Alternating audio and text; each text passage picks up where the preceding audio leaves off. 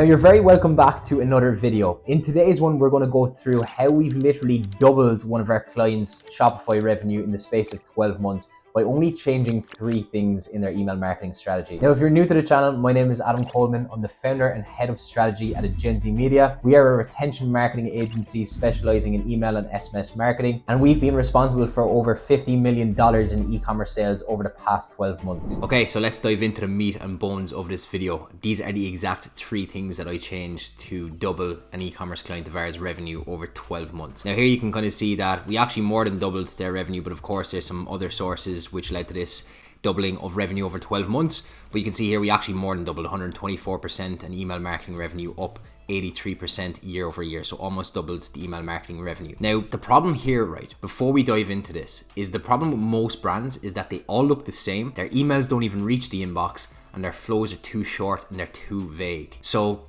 the solution here is simple. What we did was we made the emails stand out in the inbox, which we'll explain later in this video. We made them reach the inbox, and we lengthened the flows. So here's a few ways in which you can actually make your emails stand out, and we have 3 ways here. We have plain text emails, we have GIFs, we have gamification. Now first, we're just going to quickly dive into plain text emails. Now in most cases, you don't really want to overdo this because it loses its effectiveness, and you might see every single brand in your inbox. It is design after design after design. This plain text email is going to cause a pattern interrupt, and it becomes, personal. It comes across as, the founder could be actually reaching out to you. It's a lot more personal, better for deliverability. You can get some replies from these emails, and they tend to perform quite well. So I definitely suggest testing these out, because if everybody is used to getting pretty looking designs and you open up and get a plain text email that looks like it's addressed to you, it grabs your attention. So here's a few examples of plain text emails that we've done for this brand. Now you can see here that in this case, we are positioning the product that they're selling as an alternative to coffee. And so feel free to screenshot this if you want. So these campaigns have performed really well. This is actually one of the top performing plain text campaigns that we've done. Actually, it's one of the top performing campaigns that we did for this brand previously. So feel free to screenshot this structure. And you can see here, here's another example of an email that we've done in the abandoned checkout process, saying, look, I hope you don't mind me jumping into your inbox like this, but I noticed you didn't complete your order the other day. Just wanted to check in to see if you had any questions about finding the right product for you. And then we have, a prompt to reach out to our team, or to the team. This means that you're getting people to respond to the emails. So you're going to be getting qualitative feedback, and you're going to be obviously increasing your sender reputation, because if you get people to reply to your emails, that obviously helps a lot. And of course, a CTA bring them to the checkout if they're ready to place that order. Now, I'll just come out of here and we'll go over to GIFs. So this is another way to make your emails stand out in the inbox. Now, the use of GIFs, especially in the hero section, can draw the eye and capture attention way quicker than, a normal static design. Of course, if you have a higher chance of them reading the rest of the email, you have a higher chance of them getting to click through. And if you have their attention for an extra 2, 3, 4 seconds, that's going to increase the probability of them clicking through. Provided the website is good, that should increase the chances of them making a purchase. So you can have a quick look here and see a little example of a very, very simple GIF we did of customer review, which obviously was a top performing campaign of ours because it standed out in the inbox. It showed a real person, and yeah, this is another way in which you can make your emails look a bit different to the other brands in the inbox. Lastly, another way in which you can stand out in the inbox is gamification. So it's another way of capturing their attention for a bit longer, and of course increasing the probability of them clicking through. So you have to remember, you only have 2 to 5 seconds to grab someone's attention, because if you think about it, when's the last time you check your email? When do you check your email? Are you on the bus to somewhere? Are you on the metro to somewhere? Are you, out on a walk? You're probably not really that attentive when you're going through these styles of emails. So you do really have to capture your attention straight away.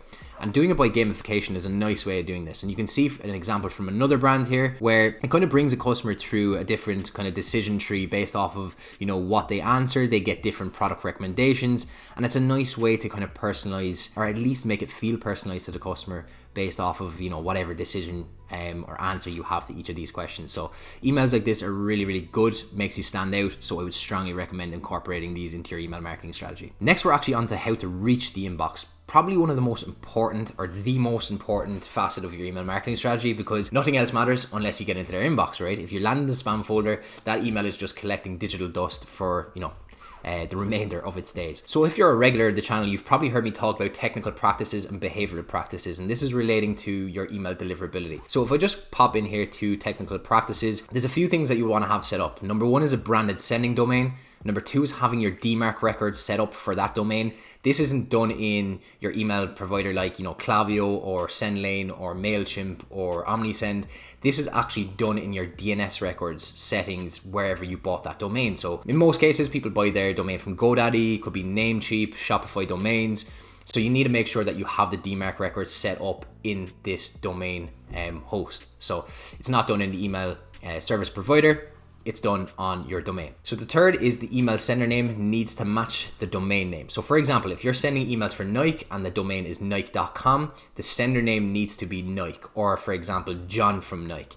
It can't be Adidas or something totally different, because if there's a mismatch there, that can tend to, harm your deliverability, especially since the new sender requirements came out back in February of last year. Now we're going to dive into the behavioral practices. And again, if you're a regular of the channel, you might have seen me talk about this a few times, but I cannot stress the importance of this enough. Now, here are a few things and a few practices you'd want to abide by. Number 1 is avoiding sending the entire list frequently, not using heavy image file sizes, avoiding heavy use of capitalization or emojis, excessive use of links, sending too many emails or burning the list, sending too many emails to the wrong segments. And lastly, you need to make sure that you're excluding the correct segments from campaigns. So in other words, people who have bounced, suppressed, marked as spam, unsubscribed, and of course unengaged contacts. And I might even add here as well recent purchasers, because for example, if you send out a sales campaign to people who've purchased in the last 7 days, they're going to be pretty annoyed because they realize, oh, I could have just got a discount if I just waited a bit longer. So you want to avoid any of those customer service issues coming up. So I would probably recommend excluding people who've purchased within the last 30 days, but this of course depends on what style of brand you have, how long the sales cycle is. But if you're selling something that is purchased maybe every month, I'd probably suggest, limiting that to 30 days. Now lastly, we're going to talk about how to improve flows.